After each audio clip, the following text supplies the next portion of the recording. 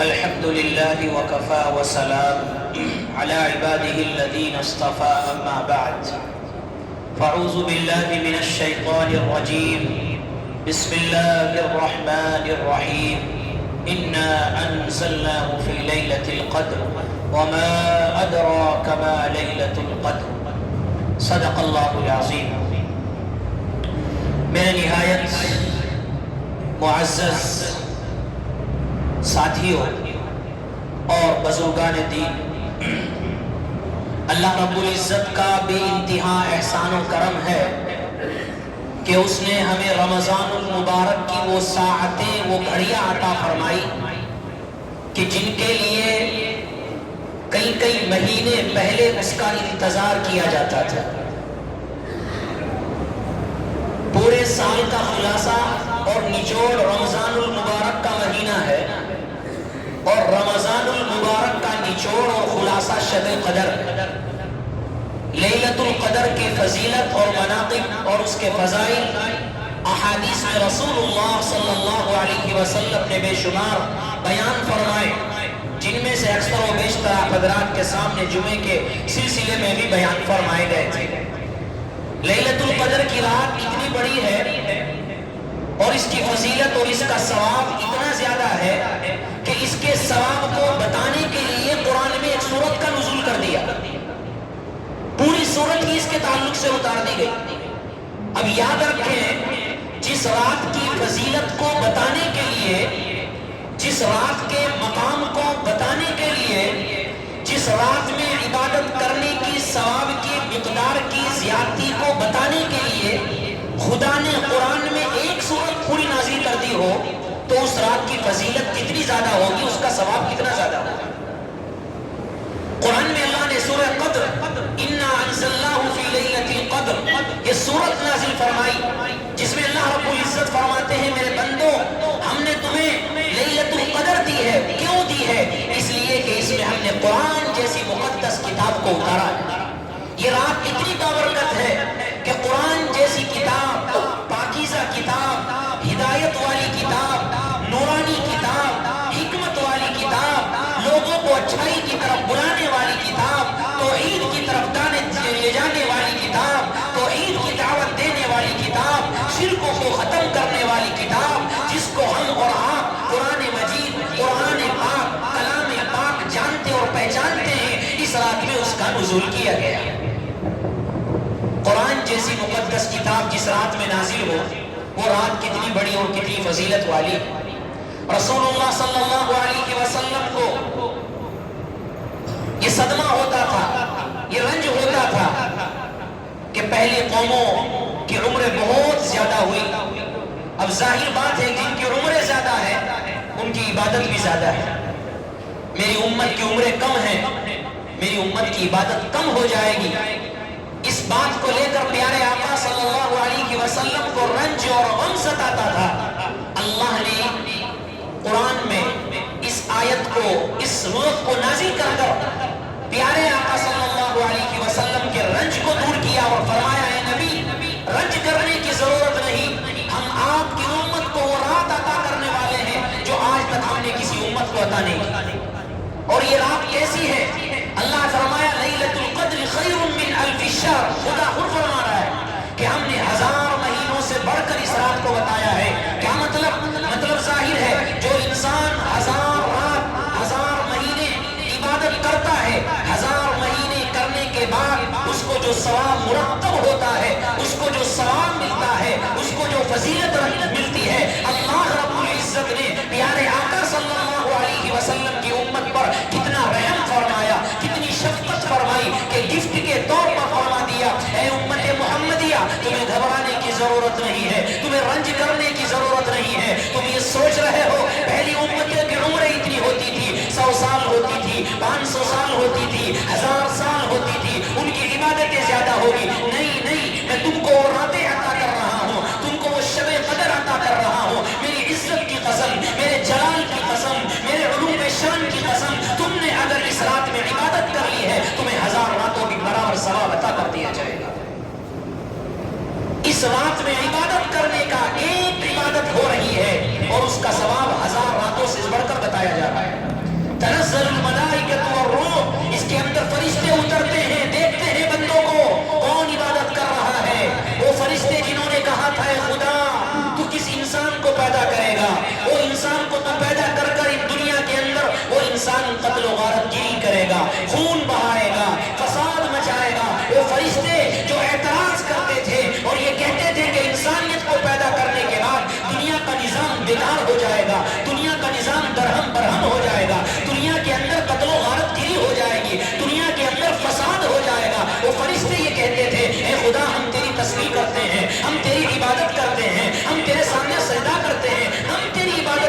کافی ہے، لیکن قرآن نے اور اللہ رب العزت نے ان کو فرمایا تھا کہ جو میں جانتا ہوں تم نہیں جانتے ہو۔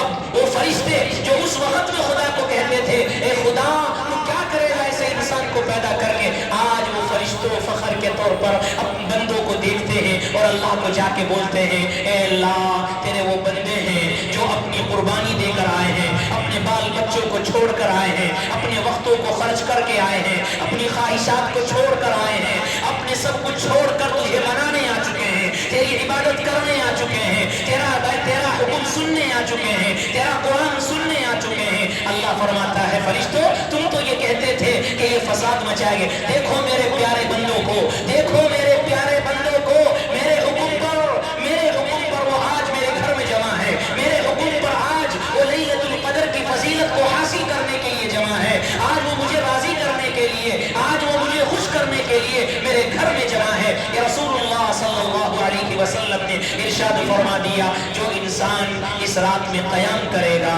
جو انسان اس رات میں عبادت کرے گا، جو انسان اس رات میں اپنے اللہ کو راضی کرے گا، کیا فرمایا پیارے آقا نے غفر اللہ ما تقدم من ذنبی، اللہ اس کے سارے پچھلے گناہوں کو معاف فرما دے گا۔ اور کیا فرمایا پیارے آقا نے؟ فرمایا جو اس رات کی فضیلت سے محروم سمجھو یہ سمجھ لینا چاہیے کہ وہ سب سے بڑا محروم ہے، سب سے بڑا بدنصیب ہے کہ اللہ کی طرف سے آفر مل رہا ہے، اللہ کی طرف سے گفٹ مل رہا ہے کہ آؤ میرے بندو اپنے گناہوں کی معافی چاہو، آؤ میرے بندو ان لیلۃ القدر میں، ان آخری عشروں میں، ان رمضان کی آخری ساعتوں میں، آخری ایاموں میں، آخری راتوں میں مجھے منا لو، اپنے گناہوں سے توبہ کر لو۔ جس انسان نے ان راتوں میں بھی اپنے رب کو نہیں منایا اس سے بڑا بدنصیب اور محروم دنیا کے اندر کوئی شخص نہیں، یہ کوئی اور نہیں۔ پیارے آقا نے فرمایا کہ بدنصیب ہے وہ شخص، محروم ہے وہ شخص جو اس رات میں بھی اپنے رب کو راضی نہ کر سکے، اس رات میں بھی اپنے گناہوں کو بخشوا نہ سکے، اس رات میں بھی اپنے گناہوں کی معافی نہ کر سکے۔ یہ رات اتنی فضیلت اور برکت والی ہے، اور کیوں نہ ہو، اس لیے کہ اس رات میں ہم نے قرآن سنا ہے، قرآن اترا ہے، قرآن سنا ہے۔ قرآن وہ کون سی کتاب؟ وہ قرآن مقدس کہ قرآن کے نزول سے پہلے، قرآن کے آنے سے پہلے کیا حالات تھے، تاریخ اٹھائیے، تاریخ پڑھیے، ہم کو معلوم ہوگا کہ عرب کے اندر وہ کون سی برائی تھی جو عرب کے اندر نہ ہوتی ہو۔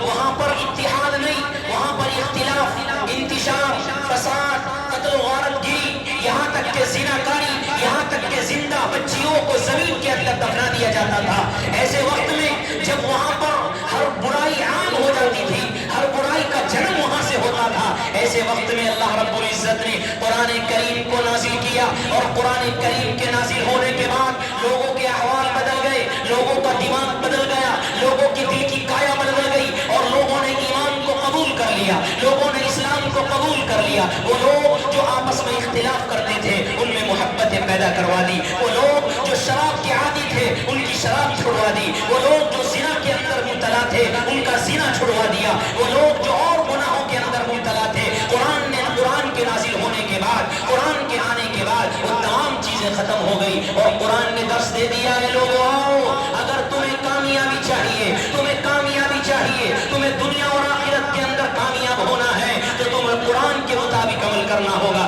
تمہیں حدیث کے مطابق عمل کرنا ہوگا، قرآن کے مطابق تمہاری زندگی ہوگی تو تم دنیا میں بھی کامیاب ہو، اور اگر قرآن سے ہٹ کر تمہاری زندگی ہے تم دنیا میں بھی ناکام ہو اور آخرت میں بھی ناکام ہو۔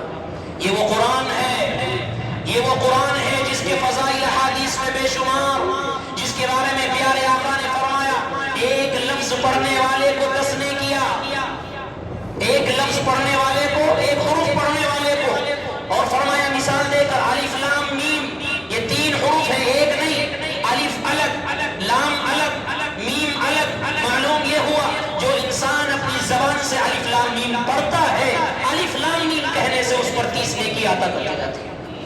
یہ تو جب ہے جب انسان نماز کے علاوہ پڑھے، اور نماز کے اندر اگر پڑھتا ہے، علماء نے لکھا ہے کہ ایک حروف پر اللہ 100 نیکی عطا فرماتا ہے۔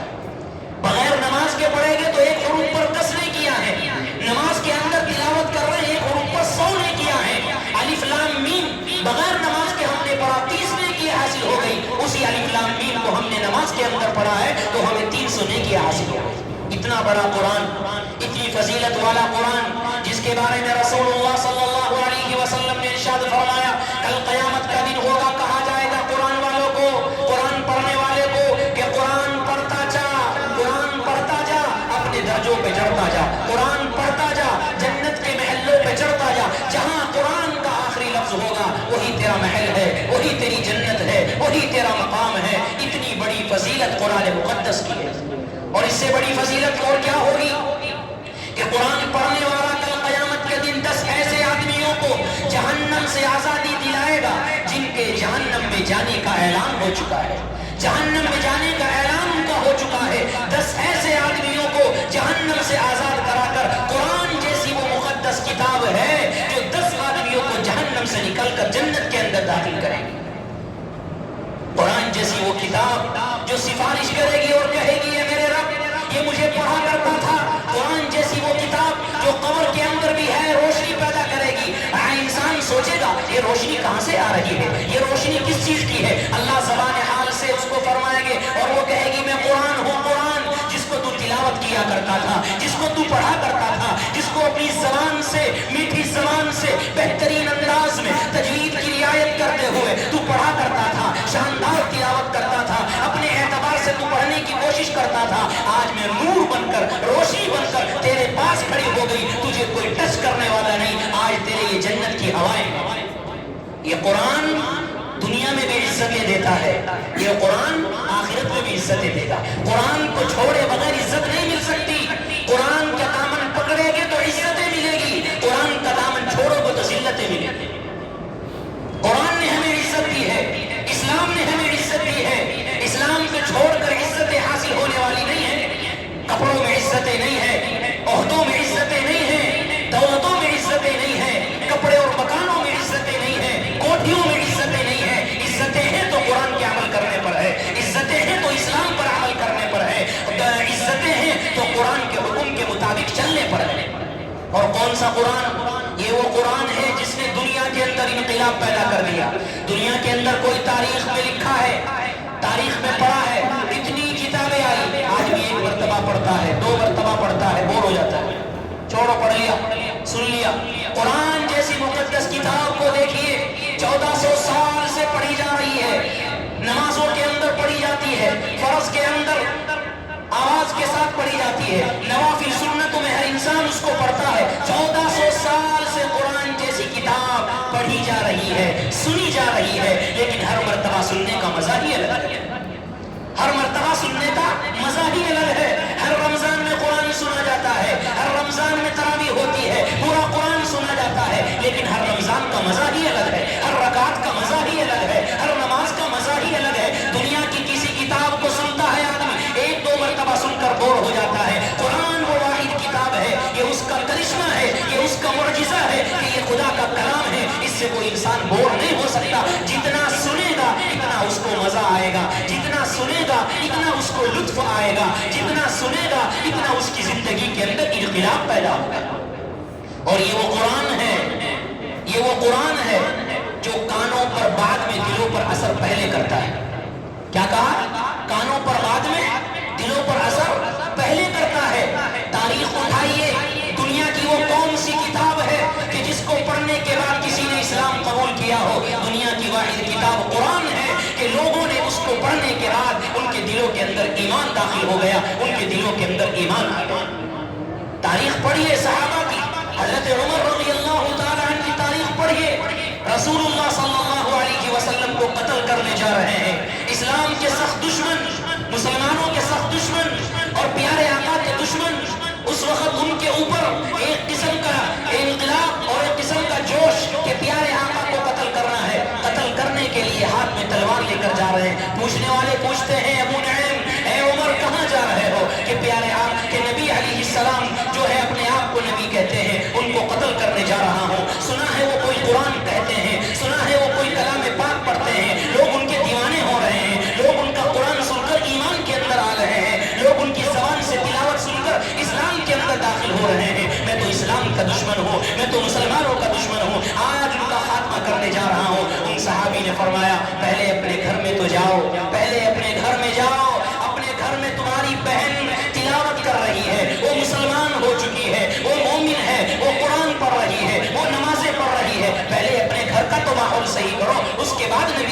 جانا. چنانچہ حضرت عمر کو یہ سننا تھا. اپنے گھر کے دروازے پر دستک دی. پوچھا کون؟ پوچھا عمر ہے. وہاں بھائی ہے. دروازہ کھولا ہے. وہ قرآن کریم کی تلاوت کر رہی ہے. القرآن لتشقى الا تذکرۃ لمن یخشى. قرآن کریم کی آیت پڑھ رہی ہے. وہ آیت پڑھتی ہے حضرت عمر کے کانوں پر نہیں دلوں پر اثر کرتی ہے. حضرت عمر جو ایک وقت میں نبی کو قتل کرنے جا رہے تھے, قرآن سننے کے بعد ان کا دل نرم ہو جاتا ہے. قرآن سننے کے بعد ان کا ذہن تبدیل ہو جاتا ہے. قرآن سننے کے بعد ان کے ہاتھوں سے تلوار لرز جاتی ہے. قرآن سننے کے بعد ان کے دل کی کیفیت بدل جاتی ہے اور کہتے ہیں بہن کون سی تلاوت کر رہی ہو, کون سا قرآن پڑھ رہی ہو, یہ کون سی کتاب ہے, یہ تو عجیب کتاب ہے, میں نے تو آج تک ایسی کتاب نہیں سنی ہے. میں ذرا دوبارہ سنا. بہن نے کہا پہلے غسل کر کے آؤ. غسل کر کے آؤ گے تو میں قرآن سناؤں گی. حضرت عمر غسل کرتے ہیں. بہن قرآن سناتی ہے. قرآن کیا سناتی ہے؟ چند آیتیں پڑھتی ہے. حضرت عمر کے دلوں کے اندر ایمان گھر کر جاتا ہے. وہ عمر جو نبی کو قتل کرنے جا رہے تھے آج وہ اسلام کے اندر داخل ہو رہے ہیں. وہ عمر جو اسلام کے خاتمے کے لیے چلے تھے آج خود اسلام کے اندر داخل ہو رہے ہیں. وہ عمر جو لوگوں کے ایمان کو ختم کرنے چلے تھے آج وہ خود ایمان کے اندر داخل ہو رہے ہیں. چنانچہ جب سنا ایمان کو دلوں کے اندر لیا اور حضرت عمر نبی کے پاس چلتے ہیں. صحابہ گھبرا گئے. کہا یا رسول اللہ عمر آ رہے ہیں, ہمیں ڈر ہے کہیں آپ کو قتل نہ کر دے. ان کو نہیں معلوم تھا ان کی کیفیت کیا ہے. صحابہ نے کہا یا رسول اللہ عمر آ رہے ہیں, ہمیں ڈر ہے آپ کو قتل نہ کر دے, ہمیں ڈر ہے آپ کو مار نہ دے, ذرا آپ چھپ جائیں, آپ ادھر ہو جائیں. پیارے آقا صلی اللہ علیہ وسلم نے فرمایا آج عمر آ نہیں رہا ہے, عمر کو رات کی دعا لا رہی ہے. عمر کو رات کی دعا لا رہی ہے. پیارے آقا نے دعا کی تھی اللہ دو انسانوں میں سے کسی ایک کو ہدایت دے دے, یا تو حضرت عمر یا ابو جہل, ان دونوں میں سے کسی ایک کو ہدایت دے دے. پیارے آقا نے یہ دعا کی تھی کیونکہ یہی سردار ہیں, یہ انہوں نے ایمان کو قبول کر لیا تو اسلام کو شان و شوکت ملے گی, اسلام کو ایک عزت ملے گی, اسلام کا ایک مقام ہوگا. اللہ رب العزت نے حضرت عمر کے حق میں ہدایت کو قبول کیا ہے. چنانچہ حضرت عمر آ رہے ہیں. صحابہ پوچھ رہے ہیں یا رسول اللہ عمر آ رہے ہیں کہ گھبرانے کی ضرورت نہیں, آج عمر آ نہیں رہا ہے. آج عمر کو دعا لا رہی ہے. آج عمر سر کاٹنے نہیں, آج عمر سر جھکانے آ رہا ہے. آج عمر اسلام کو مٹانے نہیں, آج عمر اسلام کو بلندی دینے کے لیے آ رہا ہے. آج عمر اسلام کو ختم کرنے کے لیے نہیں, آج عمر اسلام کو بڑھانے کے لیے آ رہا ہے. اور حضرت عمر آتے ہیں اور پیارے آقا صلی اللہ علیہ وسلم کے دامن میں آ کر کہتے ہیں یا رسول اللہ یا نبی اللہ مجھے کلمہ پڑھا دیجئے. کلمہ پڑھتے ہیں اور کہتے ہیں اے حضرت عمر یا رسول اللہ نماز کہاں پڑھنی ہے؟ اللہ کے پیارے حبیب نے فرمایا ہم تو چھپ کر نماز پڑھ رہے ہیں,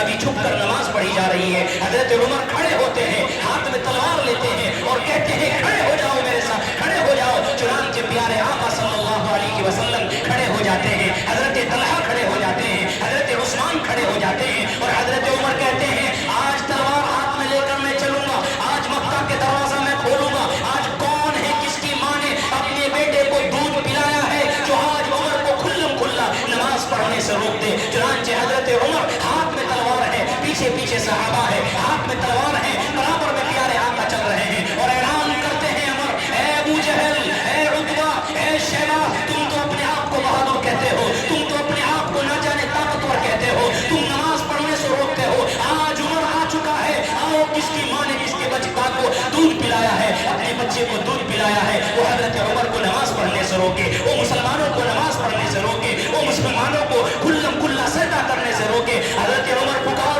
کر کہہ رہے تھے جو عمر کے مقابلے پر آئے گا اس کا سر تن سے جدا کر دیا جائے گا, جو عمر کے مقابلے پر آئے گا اس کی ماں اس کو روتی رہ جائے گی, اس کے بچے یتیم ہو جائیں گے. یہ اعلان کرنا تھا لیکن مکہ کی گلی کے اندر شور تھا کہ حضرت عمر کی جواب دینے والا دنیا کے اندر کوئی نہیں تھا. کھلم کھلا سب سے پہلے اگر نماز پڑھی ہے وہ حضرت عمر رضی اللہ تعالی عنہ کے دور اور حضرت عمر رضی اللہ تعالی عنہ کی تحقیق میں پڑھی ہے. تو بتانے کا مقصد کیا تھا کہ یہ وہ قرآن ہے کہ جس نے لوگوں کے دلوں کی کایا پلٹ دی, یہ وہ قرآن ہے کہ جس نے مسلمانوں نے دشمن کی کایا پلٹ دی. کتابوں کے اندر پڑھیے ولید ابن مغیرہ رضی اللہ تعالی عنہ جب تک مسلمان نہیں ہوئے تھے, ابو جہل نے کہا کہ جاؤ پیارے آقا کے پاس, جاؤ پیارے آقا کے پاس، کہو ان سے کہ تلاوت سے باز آ جائیں۔ کون سا قرآن پڑھتے ہیں، لوگ دیوانے ہوتے جا رہے ہیں، لوگ اسلام کے اندر داخل ہوتے جا رہے ہیں، ذرا ان کو تلاوت سے روکو، جاؤ تلاوت سے روکو۔ ولید بن مغیرہ رضی اللہ تعالی عنہ جو جب تک مسلمان نہیں ہوئے تھے پیارے آقا کے پاس جاتے ہیں، پوچھتے ہیں آپ اپنے آپ کو نبی کہتے ہیں، آپ اپنے آپ کو یہ کہتے ہیں میں خدا کا رسول ہوں، آپ اپنے آپ کو یہ کہتے ہیں میرے اوپر کوئی قرآن نازل ہوا ہے، ذرا ہم یہ کہتے ہیں کہ آپ اپنے قرآن کو چھوڑ دیں، اپنے قرآن کو ترک کر دیں۔ کہ اچھا، کہ ذرا 2 منٹ رکو، میں تمہیں قرآن سناتا ہوں، کیا تم سن سکتے ہو؟ ولید بن مغیرہ نے کہا کہ ٹھیک ہے، سناؤ کون سا قرآن ہے۔ پیارے آقا قرآن سنائیں اور کوئی سنے اور اس کے دل کی کایا نہ بدلے، ایسا نہیں ہو سکتا۔ پیارے آقا صلی اللہ علیہ وسلم قرآن پڑھتے ہیں، ولید بن مغیرہ سنتا ہے، حیران ہو جاتا ہے اور ابو جہل کے پاس بھاگ کر جاتا ہے اور کہتا ہے ابو جہل سے کہتا ہے میں وہ قرآن سن کر آ رہا ہوں، خدا کی قسم ایسا قرآن میں نے آج تک نہیں سنا، ایسی کتاب میں نے آج تک نہیں سنی، ایسا کلام میں نے آج تک نہیں سنا، خدا کی قسم وہ کسی انسان کا کلام نہیں، وہ تو خدا کا کلام ہے۔ ولید بن مغیرہ نے یہ سن کر ایمان کو قبول کر لیا۔ کتنے واقعات ایسے، کتنے واقعات، صحابہ کے واقعات پڑھیے، انہوں نے قرآن سن کر اپنے دلوں کے اندر ایمان کو قبول کیا ہے۔ اب یہ ہمیں پیغام ملتا ہے اس قرآن سے، ہمیں یہ پیغام ملتا ہے کہ ہم اپنے دلوں کے اندر قرآن کی محبت کو پیدا کریں، قرآن جیسی مقدس کتاب کو سیکھیں اور اس کو سیکھنے کی کوشش کریں، اس کو اپنے بچوں کو سکھانے کی کوشش کریں۔ اگر ہمارے اندر قرآن پڑھنے کا جذبہ ہوگا، اپنے بچوں کو قرآن پڑھانے کا جذبہ ہوگا، تو ہمیں دنیا کے اندر بھی کامیابی ملے گی اور ہمیں آخرت کے اندر بھی کامیابی ملے گی۔ کتابوں کے اندر لکھا ہے کہ ایک باپ کا انتقال ہوا، اللہ رب العزت نے ان کو حکم کیا کہ ان کو جہنم کے اندر ڈال دیا جائے۔ ان کے اعمال اس قابل نہیں تھے کہ ان کو جنت کے اندر ڈالا جائے، چنانچہ صحابہ فرشتے آئے، ان کو جہنم کے اندر لے جانے لگے۔ اللہ رب العزت نے پھر پکارا کہ چھوڑ دو، جنت والے فرشتوں کو کہا اس کو جنت کے اندر داخل کرو۔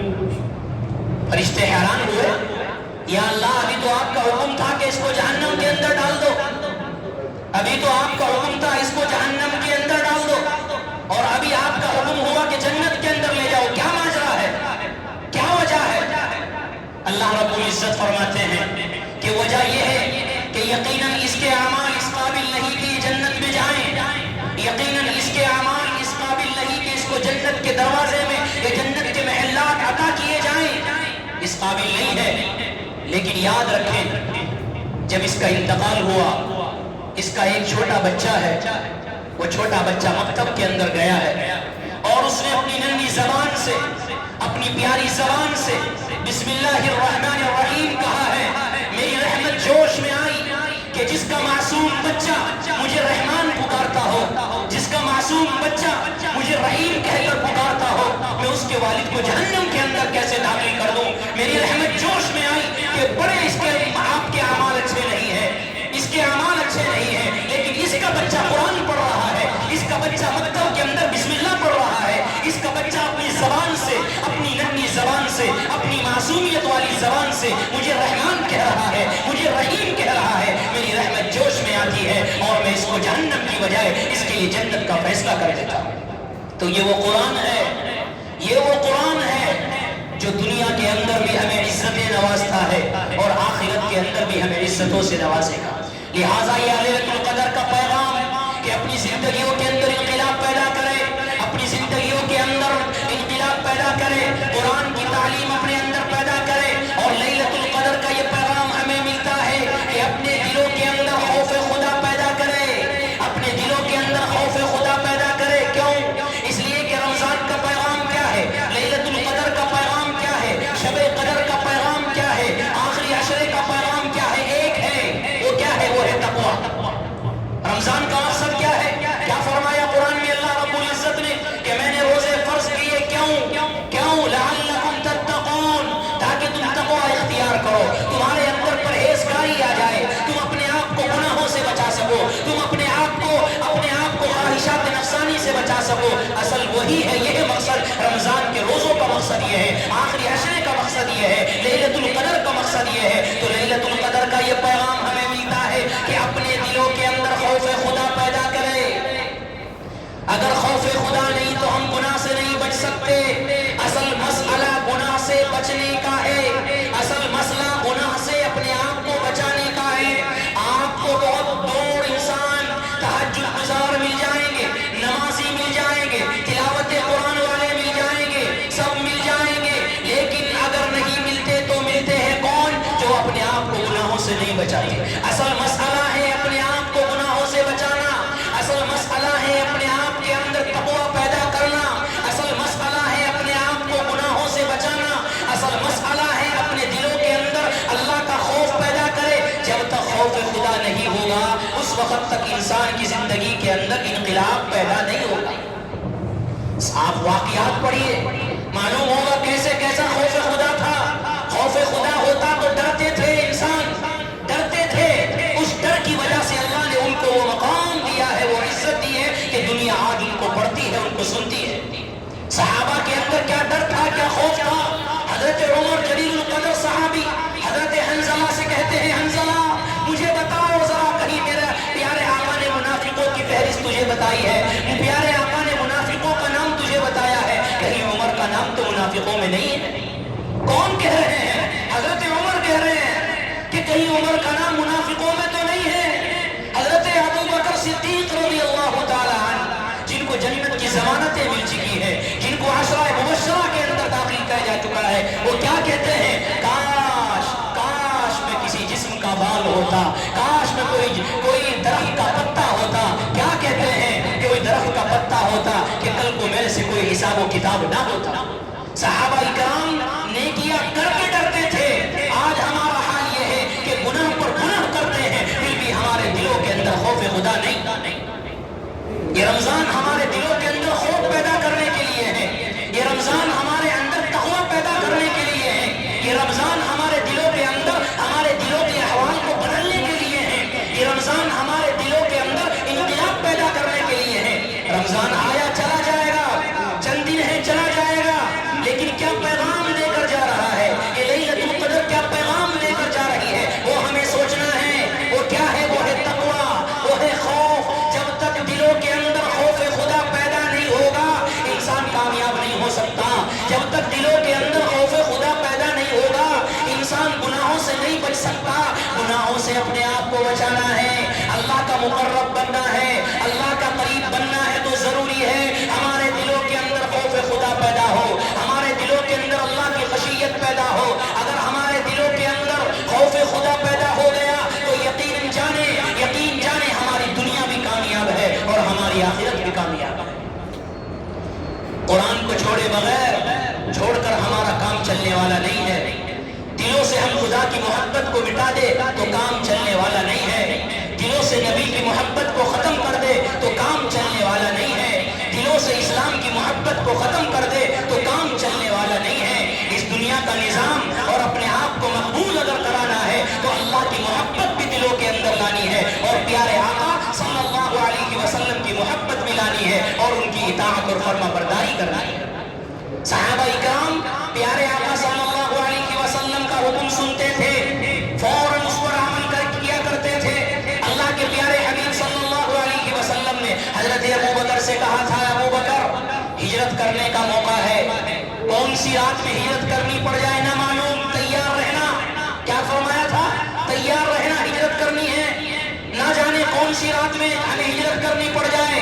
کتابوں کے اندر لکھا ہے حضرت ابو بکر نے رات کو سونا چھوڑ دیا تھا. کہیں پیارے آقا کا حکم ہو اور میں نیند میں ہوں, اللہ کے پیارے حبیب کے حکم کی اطاعت نہ ہو, رات کو سونا چھوڑ دیا. یہ وہ صحابہ ہے, یہ وہ صحابہ ہے جنہوں نے نبی کی بات پر عمل کر کے دکھایا.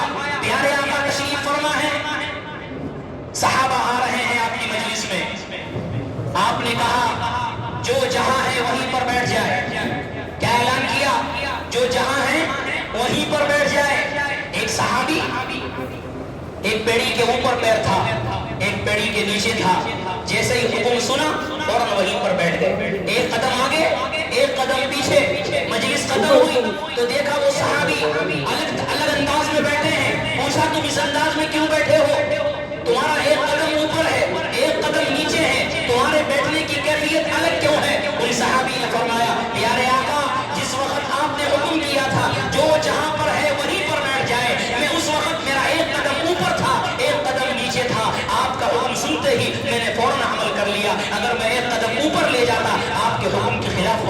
جاتی، قدم نیچے لاتا، آپ کے حکم کی خلاف ورزی ہو جاتی. مجھے آپ سے محبت ہے، آپ کے حکم سے محبت ہے. میں آپ پر اپنی جان اپنا مال نچھاور کرنے والا ہوں. میں آپ کے حکم کی اطاعت کرنے والا ہوں. میں آپ کی اطاعت چھوڑنے والا نہیں ہوں. نبی کی اطاعت ہوگی، سنتوں کی اطاعت اور سنت کے مطابق زندگی ہوگی تو ہماری زندگی کامیاب ہے. اور اگر اطاعت نہیں ہے، محبت نہیں ہے تو پھر ہماری زندگی کامیاب نہیں ہے. عبداللہ ابن عمر رضی اللہ تعالی عنہ ایک جنگل کے اندر جا رہے ہیں. کیونکہ مختلف چیز ہے اس لیے میں ساری چیز خلاصے کے طور پر بیان کر رہا ہوں.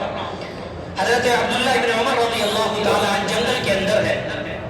ایک اعرابی دیہاتی اپنے جانور کو چرا رہا ہے. عبداللہ ابن عمر رضی اللہ تعالی عنہ نے آزمانے کے لیے پوچھا کہ بھائی تم ہمیں بکری بیچو گے یا ایسا کرو بکری دے دو، ہم کاٹ کر اس کو پکا کر کھا لیں گے. اس اعرابی نے کہا کہ میں تو روزے دار ہوں کہ مجھے دے دو، کہ میرے مالک کی اجازت نہیں ہے. مالک کی اجازت نہیں ہے، مالک نے مجھے بیچنے کے لیے حکم نہیں کیا. عبداللہ بن عمر نے کہا کہ مالک تمہارا کون سا دیکھ رہا ہے؟ آزمانی کے لیے کہا اس کا، تمہارا مالک کون سا دیکھ رہا ہے؟ مالک تو اپنے گھر ہے، تم یہاں جنگل میں ہو. کہہ دینا شیر تھا، شیر اور بھیڑیا اس کو کھا گیا. اس اعرابی نے کہا فَأَيْنَ اللَّهُ، کیا کہا؟ فَأَيْنَ اللَّهُ، دنیا کا مالک مجھے نہیں دیکھ رہا ہے لیکن خدا تو مجھے دیکھ رہا ہے. کیا کہا؟ خدا مجھے دیکھ رہا ہے، اس کی نگاہوں سے میں اوجھل نہیں ہو سکتا. یہ تھے وہ صحابی کہ جنہوں کے دلوں کے اندر خوف خدا اتنا تھا کہ بغیر مالک کی اجازت کے وہ کسی کو کوئی چیز دینا تسلیم نہیں کرتے تھے. یہ حکم ہمیں ملتا ہے ہم اپنے دلوں کے اندر خوف خدا پیدا کریں. ہم اپنے دلوں کے اندر پیارے آقا صلی اللہ علیہ وسلم کی محبت پیدا کریں. جیسی محبت صحابہ کو تھی، جیسی محبت صحابیات کو تھی، ہم انہی کے مطابق عمل کریں. کیسی محبت تھی، کیسی محبت تھی پیارے آقا صلی اللہ علیہ وسلم سے. حضرت عثمان کے گھر آپ پیارے آقا آتے ہیں، جانے کا نمبر آتا ہے، حضرت عثمان پیچھے پیچھے چل رہے ہیں. حضرت عثمان قدم گن رہے ہیں. کتابوں کے اندر لکھا ہے جتنے قدم پیارے آقا صلی اللہ علیہ وسلم کے حضرت عثمان کے گھر سے آپ کے گھر تک تھے، اتنے قدم جتنے تھے اتنے غلام آزاد کر دیے، اتنے غلام آزاد کر دیے. یہ ہے وہ محبت. جب اتنی محبت ہوگی تو اطاعت کیسی ہوگی؟ محبت ایسی ہوگی تو فرما برداری کیسے ہوگی؟ کیا فرمایا تھا حضرت عمر نے حجر اسود کو دیکھ کر؟ یہ کہا کہ حجر اسود تو ایک پتھر ہے، تو ایک پتھر ہے. مجھے معلوم ہے تو نہ نفع دے سکتا ہے نہ تو نقصان پہنچا سکتا ہے، مجھے معلوم ہے. لیکن میں اگر میں اپنے آقا پیارے آقا صلی اللہ علیہ وسلم نے تجھے چوما ہے، تجھے ہاتھ لگایا ہے، اگر خدا کی قسم میرا نبی تجھے نہ چومتا میں تجھے کبھی نہ چومتا، میرا نبی تجھے ہاتھ نہ لگاتا میں تجھے کبھی ہاتھ نہ لگاتا. یہ ہے وہ حضرت عمر کہ اللہ کے پیارے حبیب صلی اللہ علیہ وسلم کی اداؤں پر اپنی جان اپنا مال کو نچھاور کیا کرتے تھے، اطاعت اور فرما برداری کیا کرتے تھے. یہ ہمیں شب قدر پیغام دیتے ہیں کہ اپنے نبی سے محبت کرو. محبت کا مطلب ہے اطاعت کرو، فرما برداری کرو. تمہارے دلوں کے اندر نبی کی محبت ہوگی، قرآن کی محبت ہوگی، اس کے مطابق زندگی ہوگی. تمہارے لیے تمہاری زندگی کامیاب ہے. اور اگر تمہارا راستہ الگ ہو گیا ہے تو یاد رکھ لینا دنیا تمہیں کتنی بھی بڑی کہے، دنیا تمہیں کتنا بھی اچھا کہے، لیکن اللہ کی نظروں میں تم بہتر اور اچھے نہیں. کیوں عزت ملی حضرت بلال کو؟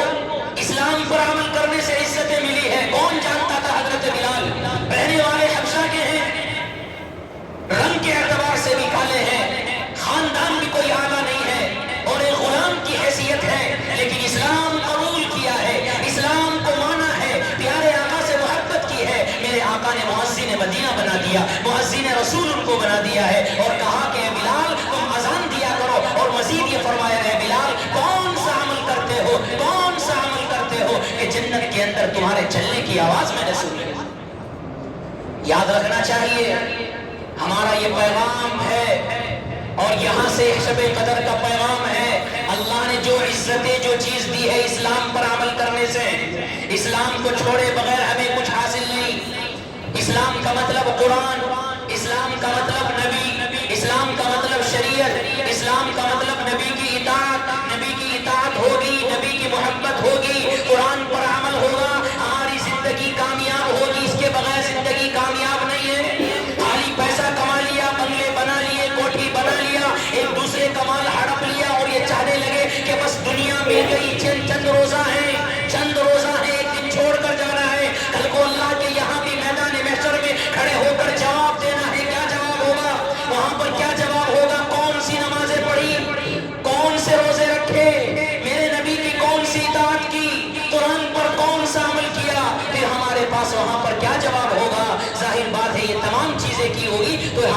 पास जवाब होगा, और अगर ये चीजें नहीं तो फिर हमारे पास कोई जवाब नहीं है। तो ये शब कदर का पैगाम है कि अपनी जिंदगी के अंदर इन्किलाब पैदा करें, अपनी जबान को सच्चाई से लबरेज करें, झूठ से अपने आप को बचाएं, हसद और कीना से अपने आप को बचाएं, लड़ाई और झगड़े से अपने आप को बचाएं।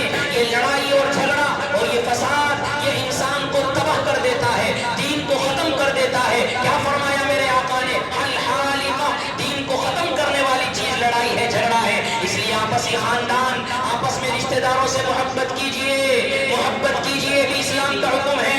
अपने अखलाक को अच्छा कीजिए। ये रमजान का पैगाम है, जिंदगी बदलिए। रमजान का पैगाम है, जिंदगी बदलिए। अपने अखलाक को अच्छा कीजिए, अपने करैक्टर को अच्छा कीजिए, अपनी जिंदगी के अंदर इन्किलाब पैदा कीजिए।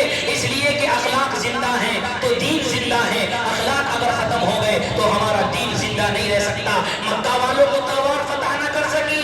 मक्का वालों ने बदर के अंदर फरिश्ते उतरते हुए देखे, लेकिन वो ईमान कबूल न किया। खंदक के अंदर मुअजिज़ात देखे, ईमान कबूल न किया। लेकिन जब मेरे आका सल्लल्लाहु अलैहि वसल्लम ने उनके सामने कुरान पढ़ा, उनके सामने अखलाक बयान करे, तो जोक दर जोक वो जोक दर जोक इस्लाम के अंदर दाखिल हुए। तो रमजान का पैगाम है, आखिरी अशरे का पैगाम है, कुरान पर अमल हो, हदीस पर अमल हो, नबी की मोहब्बत हो, नबी की इताअत हो, और इसी तरह हमारे अखलाक अच्छे हो, हमारा दिल पाक साफ हो, कीना और बुग़्ज़ से अपने आप को पाक करें, अपनी ज़बान को सही करें, लड़ाई और झगड़े से अपने आप को बचाएं। ये तमाम चीजें हमें रमजान देकर जा रहा है कि जिस तरह तुमने रमजान में अपने रब को राजी किया, तुम्हारी मस्जिदें भरी हुई थी, हर नमाज में मस्जिदें अलग नजर आती थी, मस्जिदों की रौनकें अलग थी। हर वक्त कोई ना कोई नमाज के अंदर मशगूल है, कोई तिलावत के अंदर मशगूल है, कोई जिक्र के अंदर मशगूल है, रात को आते हैं, कोई क़याम के अंदर मशगूल है, कोई इत्तिकाफ़ के अंदर मशगूल है, कोई तहज्जुद के अंदर मशगूल है। हम घरों में जाते हैं, हम खुद ब खुद वहाँ पर कभी जिक्र और अस्कार के अंदर मशगूल है। हमारे घर की औरतें, हमारे घर की बहनें कभी जिक्र कर रही है, कभी तिलावत कर रही है, कभी तहज्जुदें पढ़ रही है। ये हमें पैगाम दे रहा है कि जिस तरह तुमने अपने रब को इस रमजानुल मुबारक के बाबरकत महीने में राजी कर लिया है, ये मत समझना कि बस रमजान गुजर गया, अब उसके बाद नमाजें भी खत्म, उसके बाद तिलावत भी खत्म, उसके बाद जिक्र और अस्कार भी खत्म। नहीं नहीं, अल्लाह का हुक्म रमजान में भी माना जाएगा, रमजान के अलावा भी माना जाएगा। नमाजें रमजान में भी पढ़नी है, नमाजें रमजान के बाद भी पढ़नी है, नमाजें रमजान में भी फर्ज थी, रमजान के बाद भी नमाजें फर्ज हैं। रमजान के बाद भी हमें नबी के मुताबिक अमल करना है, नबी की मोहब्बत करनी है, अपने अखलाक को अच्छा करना है। ये तमाम चीजें हमें रमजान देकर जा रहा है, ये तमाम चीजें रमजान का पैगाम देकर जा रहा है। इसलिए हमें चाहिए ये शब कदर अल्लाह ने अता की है, हम इसमें दुआओं का एहतमाम करें, हम इसमें जिक्र और अस्कार का एहतमाम करें, अपने गुनाहों से अपने आप को बचाएं और अल्लाह के सामने गिड़गिड़ाएं और अल्लाह से कहें, अल्लाह इस रमजान को तूने हमें तौफीक दी है कि मैंने तेरी इबादत की है, तरावी पढ़ी है, तहज्जुद पढ़ी है। ना जाने अगला रमजान मुझे नसीब हो या ना हो, ना जाने अगले रमजान को ये लैलतुल कदर, ये शब कदर में मुझे बैठना मिले ना मिले, ना जाने मुझे रमजान जैसी मुक़द्दस साअतें अगले रमजान नसीब हो या ना हो, ना जाने मेरी जिंदगी खत्म हो जाए। इसलिए ये सोच कर जिंदगी गुजारे कि मेरा रमजान आखिरी है, ये सोच कर जिंदगी गुजारे कि ये लैलतुल कदर मेरी आखिरी लैलतुल कदर है, ये सोच कर जिंदगी गुजारे कि ये आखिरी अशरा मेरा आखिरी अशरा है। खुदा की कसम, जब हमारे दिलों के अंदर ये बात आ जाएगी कि मेरा आखिरी अशरा है, मेरी आखिरी लैलतुल कदर है, मेरा आखिरी रमजान है, तो हमारी जिंदगी की काया पलट जाएगी, हमारी जिंदगी के अंदर इन्किलाब पैदा हो जाएगा। क्योंकि मौत का वक्त किसी को मालूम नहीं, मौत कब आएगी किसी का वक्त मालूम नहीं, कौन अगले रमजान रहे ना रहे, ये साअतें नसीब होने वाली नहीं है। इसलिए इन साअतों की कदर करे, ताज़ीम करे, अदब करे, एहतराम करे और ज्यादा से ज्यादा दुआओं का और अपने रब को राजी करने के लिए हमें सोचना चाहिए और गौर करना चाहिए, और हमने जो हमसे गलती हुई है उसकी माफ़ी करे और अल्लाह से उसकी माफ़ी चाहे, मग़फ़िरत तलब करे। अल्लाह इन रातों में मग़फ़िरत करने वाला है, माफ़ी करने वाला है, बख्शने वाला है। सुबह सादिक तक अल्लाह रब्बुल इज़्ज़त अपने बंदों को देखता है, फरिश्ते देखते हैं कौन इबादत में मशगूल है, कौन मुझसे गिड़गिड़ा कर मांग रहा है, कौन मांग रहा है। अल्लाह मांगने वालों को अता करते हैं, अल्लाह मग़फ़िरत करने वाले हैं, अल्लाह माफ़ करने वाले हैं। क्या फरमाया प्यारे आका ने, फरमाया अल्लाह रब्बुल इज़्ज़त फरमाते हैं, गोया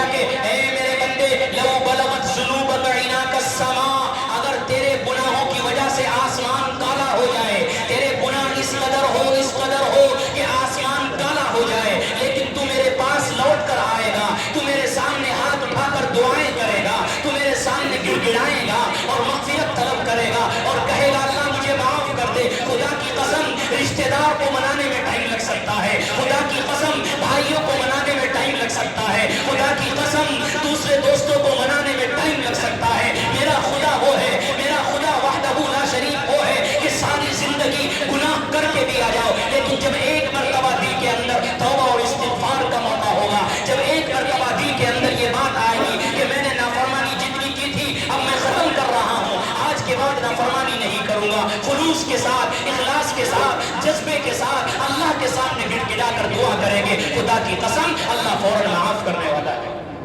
वो माफी को पसंद करता है। ये रातें इन माफियों की है, ये रातें उन बख्शने वालों की है। अल्लाह के प्यारे हबीब ने फरमाया हिक्कुम मिनन नार, आखिरी असरा किस लिए है? जहन्नम से बचने के लिए है, जहन्नम से अपने आप को बचाना है। और असल कामयाब इंसान वही है जिसने अपने आप को जहन्नम से बचा लिया। जो जहन्नम से बच गया उसको जन्नत मुबारक, उसको अल्लाह की रज़ा मुबारक, उसको अल्लाह की मोहब्बत मुबारक, उसको जन्नत के महल्लात मुबारक। और जो जहन्नम के अंदर जा रहा है ये समझ लेना चाहिए वो इंसान कामयाब नहीं, नाकाम है। तो आज की रात शब कदर, हमें उन चीज़ों पर अमल करना है। और रमज़ान हमें क्या पैगाम देकर जा रहा है, जो चीज़ें आप हज़रात के सामने जिक्र की है, चंद चीज़ें हैं मिलाकर मैंने आप हज़रात के सामने मुख्तसर जिक्र कर दी है। अल्लाह से दुआ है कि अल्लाह ताला हम सबको जो बातें सुनी गई है और कही गई है, अल्लाह हम सबको उसको अपनी ज़िंदगी में लाने की और उस पर अमल करने की तौफीक अता फरमाए। और हमें जितने अय्याम बचे हुए हैं, 3 दिन 4 दिन बचे हुए हैं, अल्लाह हमें उन सातों में और उन रातों में और उन दिनों में अल्लाह को ज़्यादा से ज़्यादा मनाने की तौफीक अता फरमाए। व आखिर दावाना अल्हम्दुलिल्लाहि रब्बिल आलमीन।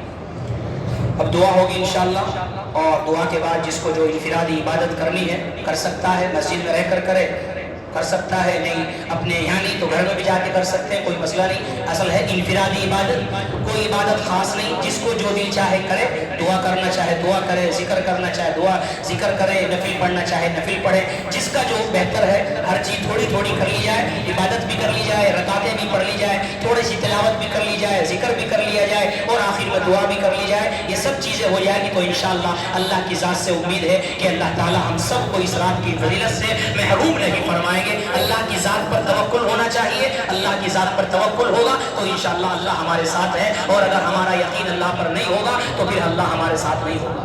अल्लाह जैसा यकीन होगा बंदे का, अल्लाह उसके साथ ऐसा ही मामला करता है। तो इंशाअल्लाह दुआ होगी, और दुआ के बाद जिसको जो इबादत करनी है वो करेंगे इंशाअल्लाह।